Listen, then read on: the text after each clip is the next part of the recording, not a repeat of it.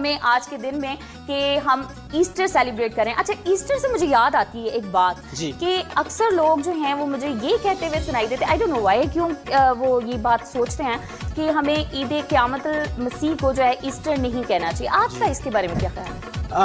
पेशतर से कि मैं इस सवाल का जवाब दूं, पहले तो मैं ये एक मशवरा देना चाहूँगा। आपने बात की कि तैयार होकर खाना बनाते होंगे लोग, तो तैयार होकर खाना ना बनाइएगा, कपड़े गंदे हो जाएंगे।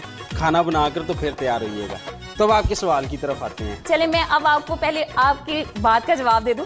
आप खवातीन के मामले में ना पड़े, हम तो तैयार शर होकर कर करा लेते हैं। अच्छा चले, ये जो मेरी तजवीज़ थी ये मर्दों के लिए थी।